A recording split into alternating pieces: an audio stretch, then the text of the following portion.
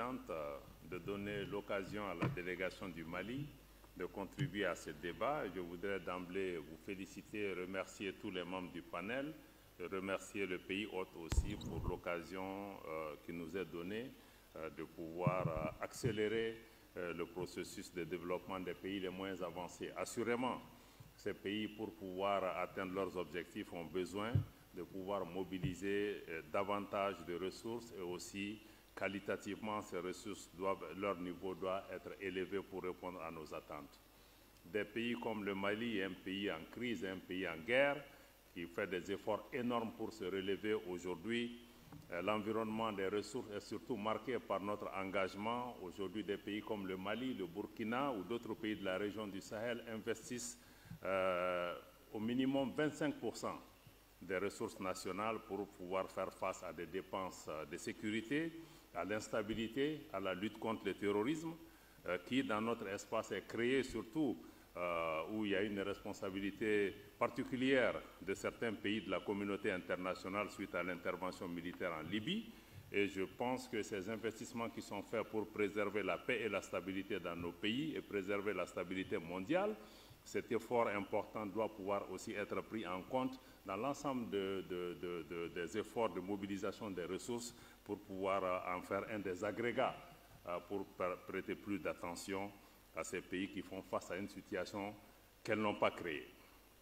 Le deuxième point que je voudrais soulever, c'est par rapport à la nécessité de mettre plus d'accent sur les efforts qui sont faits, en tout cas dans des pays comme le Mali, pour la mobilisation des ressources domestiques, notamment à travers la création de richesses et de valeurs ajoutées. Aujourd'hui, nous avons des exemples qui nous permettent aussi de montrer que c'est possible à travers la fiscalisation de nouvelles économies, mais aussi les transferts électroniques de fonds, et la maîtrise aujourd'hui des transactions financières. Nous avons décidé, par exemple, de faire un audit du secteur minier et de sa production. Et aussi, je crois que ceci peut créer des niches pour des ressources nouvelles, combinées à nos efforts pour lutter contre la corruption et puis pour asseoir une bonne gouvernance économique. L'autre point aussi que je voudrais souligner, c'est aussi la nécessité d'intégrer dans nos démarches et nos approches l'inclusion financière de l'apport des migrants. Aujourd'hui, des pays comme le Mali, l'apport des migrants, c'est près de 11% de notre PIB. C'est aussi dans certaines zones du pays plus important que l'aide publique au développement. Il y a comment travailler pour canaliser les montants considérables qui sont drainés par cette diaspora malienne qui est engagée dans un élan patriotique, veut contribuer au développement du pays. Dans ce cadre, par exemple, nous envisageons la création d'une banque de la diaspora malienne. Je crois que ça, ce sont des pistes que nous devons également intégrer dans notre démarche. L'autre point que je voulais soulever, c'est dans le cadre de la mobilisation, c'est aussi la nécessité pour nous de repenser la gouvernance mondiale, notamment la gouvernance financière, le rôle des institutions financières internationales, pour aller vers une gouvernance mondiale qui soit plus équilibrée, qui soit plus inclusive, pour mieux refléter le poids et la diversité, notamment des économies des pays en développement, des pays émergents, pour pouvoir mieux prendre en charge les priorités des pays en développement, notamment dans le secteur des infrastructures, mais aussi dans le domaine de l'énergie, dans le domaine de l'agriculture, par exemple, ou la santé.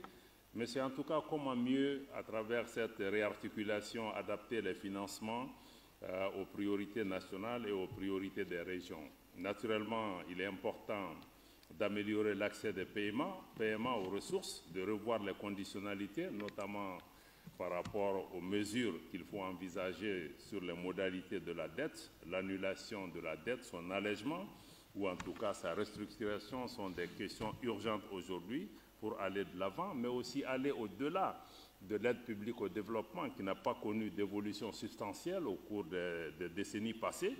Nous devons envisager ensemble des mesures qui puissent promouvoir davantage l'investissement privé.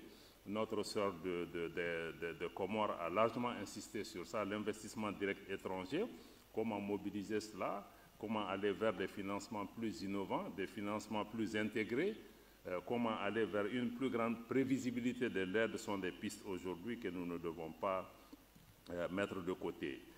L'autre point aussi qui me semble être important, c'est aussi à côté de la nécessité de mobiliser davantage de ressources, mais c'est aussi de penser à instaurer plus de justice dans les règles de commerce international, notamment lever des mesures de distorsion au commerce international. Des pays comme le Mali, qui sont des grands producteurs de coton, aujourd'hui nous faisons face à des subventions de coton qui créent des distorsions. On aurait pu juste avoir des règles justes qui nous permettent de vendre nos produits à un prix rémunérateur. Cela aurait permis aussi de créer plus de ressources pour nos pays. Je pense que ce sont ces quelques éléments que nous voudrions vraiment verser à la discussion ici. Donc il me semble être important d'intégrer l'ensemble de ces données. Encore une fois, merci de l'occasion qui nous est donnée de contribuer à ce débat.